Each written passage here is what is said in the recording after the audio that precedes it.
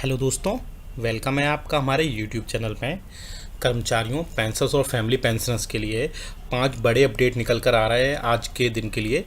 पहला बड़ा अपडेट आया डीए न्यूज़ और डीए एरियर्स पर लेकर के। बहुत सारे पेंशनर्स डीए मिलने के रिगार्डिंग कई सारे मैसेज उन्होंने दिए थे, कई सारे कमेंट्स किए थे, उनके आंसर दूंगा। साथ ही साथ एग्जैक्टली मैं बताऊंगा कि अभी डीए की अनाउंसमेंट के बाद आगे क्या प्रोसेस होगा और एक्चुअली में ये आपके खातों में कब तक पहुंचेगा, क्योंकि समय लगेगा उसमें, और वो मैं आपको बताऊंगा। साथ ही साथ दूसरी बड़ी अपडेट फिर से निकल कर आ रही है एंट्री पे लेवल के एरियर्स को लेकर के। आप सभी को पता है कि इससे पहले भी मैंने अपने प्रीवियस वीडियोस में बताया था कि आपको एंट्री पे लेवल का एरियर्स कैसे लेना है और किन किन पेंशनर्स को मिलेगा। थोड़ा डिटेल में इस पर भी बात करेंगे, क्योंकि बहुत सारे पेंशनर्स पे भी बोल रहे थे कि हमें एंट्री पे लेवल का एरियर्स नहीं मिला है, कैसे मिलेगा वो मैं बताऊंगा। साथ ही साथ ग्रेच्युटी लिमिट पर भी एक बड़ा अपडेट निकल कर आया है। पेंशनर्स के लिए बहुत बड़ी खुशखबरी निकल कर आई है। हालांकि मैंने कल अपने वीडियोस में बता दिया था कि ग्रेच्युटी लिमिट को बढ़ा दिया गया है, उस पर भी थोड़ी सी बात करेंगे। साथ ही साथ एक और बड़ी अपडेट अभी जो निकल कर आ रही है वो है ऑटोमेटिक पे रिवीजन की। आप स्क्रीन पर भी देख पा रहे हैं ऑटोमेटिक पे रिवीजन को लेकर एक बड़ी अपडेट आ रही है, क्योंकि डीए मर्जिंग की बात अभी कुछ दिनों से चल रही थी, जो कि मैंने कल प्रीवियस वीडियोस में उसके लिए बताया था। नेक्स्ट जो बड़ी खबर है वो 18 मंथ्स के डीए और डीआर की लेकर एक बड़ा अपडेट निकल कर आया है। अमर उजाला में एक छपी खबर के अकॉर्डिंग हम जो बात निकल कर आ रही है वो हमें बताएंगे। तो 5 बड़े अपडेट्स मैं आपको देने वाला हूँ इस वीडियो में, इसलिए इस वीडियो को पूरा लास्ट तक देखिएगा। और अगर चैनल पर पहली बार आए या हमारे वीडियोस को पहली बार देख रहे हैं, अगर आपने हमारे चैनल को अभी तक सब्सक्राइब नहीं किया है, क्योंकि हम आपको अब आपके पेंशनर्स, कर्मचारी और फैमिली पेंशनर्स के वेलफेयर से रिलेटेड उनसे न्यूज़, इन्फॉर्मेशन, अपडेट्स, सर्कुलर्स और नोटिफिकेशंस दिखाते हैं और उनके वेलफेयर से रिलेटेड बहुत सारी इन्फॉर्मेशन भी देते हैं। इसलिए आप हमारे चैनल को सब्सक्राइब के ब्लैक बटन को प्रेस करके चैनल को फ्री में ज़रूर सब्सक्राइब करेगा। साथ ही साथ आप हमारे वीडियोस की लेटेस्ट नोटिफिकेशन के लिए घंटे के निशान को ज़रूर प्रेस करिएगा, तभी आपके पास हमारी वीडियोस की लेटेस्ट नोटिफिकेशन आ पाएगी और आप हमारी वीडियोस को इसी तरीके से आगे भी वॉच कर पाएंगे। चलिए सीधा लेकर चलते हैं आपको पहली बड़ी खबर कर, जो कि आपकी स्क्रीन पर दिखाई दे रही है, जो कि है DA news on DA arrears पर रिलेटेड। आप सभी को पता है कि अभी कुछ दिन पहले डीए और जनवरी 2024 का डीए और डीआर की जो है अपडेट निकल कर आ गई थी, उसकी अनाउंसमेंट देखने को मिली थी। मैंने आपको पहले ही बता दिया था कोड ऑफ कंडक्ट से लगने से पहले, कोड ऑफ कंडक्ट से लगने से पहले या आचार संहिता लगने से पहले आपको डीए और डीआर की अनाउंसमेंट देखने को मिलेगी। सेम वैसा ही हुआ, उसकी अनाउंसमेंट हो गई। अब एक पेंशनर ये पूछ रहे थे कि उनके खातों में कब तक आएगा, तो आपको पता है कि अभी जो है मिनिस्ट्री ऑफ फाइनेंस के डिपार्टमेंट ऑफ एक्सपेंडिचर की तरफ से एक ऑफिशियल सर्कुलर जारी किया जाएगा। उसके बाद अलग अलग जो डिपार्टमेंट्स हैं, मिनिस्ट्रीज़ हैं, अपने अपने लेवल पर उसको फिर से डीओपीटी को अनेक्सर करके, डीओपीटी को ऐड करके उसमें अपने लेवल पर उसको ऐड करेंगे। मोस्ट प्रोबेबली चांसेस हैं, अगर कोई डिपार्टमेंट लीड नहीं करता है तो मार्च मंथ की सैलरी और पेंशन के साथ में आपको डीए और डीआर मिलेगा। साथ ही साथ जनवरी और फरवरी मंथ का आपको उसमें एरियर भी देखने को मिल सकता है। तो मोस्ट प्रोबेबली चांसेस हैं कि इसी मंथ आपको ये देखने को मिलेगा। तो जिन पेंशनर ने कमेंट किया था उनको आंसर मिल गया होगा। अब बात करते हैं दूसरा, जो कि आ रहा है एंट्री पे लेवल के एरियर्स को लेकर के। मैंने आपसे पहले भी बता चुका हूं कि जिन पेंशनर्स को एंट्री पे लेवल के एरियर्स नहीं मिला था उसके लिए एक परफॉर्मा है।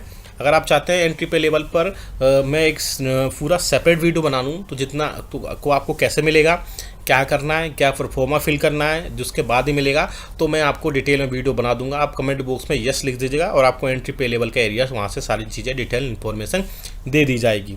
बात करते हैं तीसरी बड़ी अपडेट की, जो निकल कर आ रही है ग्रेच्युटी से रिलेटेड। आप सभी को पता है कि ग्रेच्युटी की जो सीलिंग लिमिट थी उस अभी तक 20 लाख रुपए थी, लेकिन अब जो है डीए बढ़ने के बाद आपकी जो ग्रेच्युटी लिमिट है उसको 20 लाख से बढ़ा करके 25 लाख कर दिया गया है और सीधा 5 लाख का फ़ायदा अब पेंशनर्स को देखने को मिलेगा। हालांकि रिटायरमेंट के बाद बेनिफिट्स बहुत सारे मिलते हैं, जिनमें लीव इनकेसमेंट्स भी होते हैं और भी कई सारे बेनिफिट्स आपको मिलते हैं, लेकिन ग्रेच्युटी लिमिट बढ़ने से सीधा काफ़ी पैसे का इसमें जो है बढ़ोतरी देखने को मिलेगी।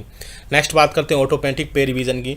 बेसिकली ऑटोमेटिक पे रिवीजन पर अभी बात करना बहुत जल्दबाजी होगा, लेकिन फिर भी अभी मीडिया में ऐसी खबरें आ रही थी कि अभी गवर्नमेंट जो है नेक्स्ट पे कमीशन यानी कि 8वां वेतन आयोग ना ला करके ऑटोमेटिक पे रिवीजन को लेकर आ सकती है। बेसिकली बता दूं ऑटोमेटिक पे रिवीजन क्या है। आपको इसमें आपकी परफॉर्मेंस के बेसिस पर आपका रिवीजन पेंशन का सैलरी का किया जाएगा। हालांकि कर्मचारी तो एग्जिस्टिंग एम्प्लॉयज़ होते हैं, तो उनके परफॉर्मेंस के बेसिस पर तो उनकी सैलरी बढ़ाई घटाई जा सकती है, बढ़ाई जा सकती है। लेकिन कर्मचारियों पर एक ये पेंशनर्स पर एक ये बहुत बड़ा मुद्दा रहेगा कि उनकी किस बेसिस पर ऑटोमेटिक पे रिवीजन में उनकी पेंशन बढ़ाई जाए।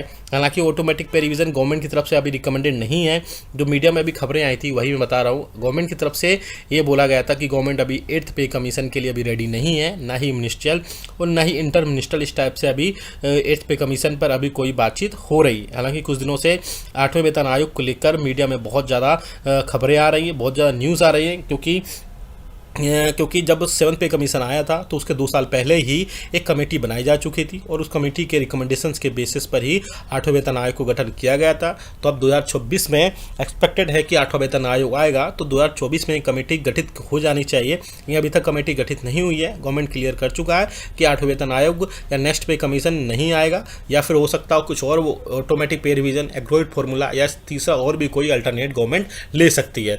तो आप कमेंट करके बताएगा कि आपके हिसाब से कौन सा पे रिवीजन जो है गवर्नमेंट और पेंशनर्स के लिए सबसे ज़्यादा यूज़फुल रहेगा। अब बात कर लेते हैं नेक्स्ट बड़ी खबर की, जो कि निकल कर आ रही है 18 माह के डी और डीआर्स को लेकर के। आप देख सकते हैं 18 लाख कर्मचारियों और 67 लाख पेंशनर्स को कब मिलेगा 18 माह का डी एआर और कहाँ गए इतने रुपए। अमर उजाला में खबर जो छपी है उसके बेसिस पर हम बता रहे हैं।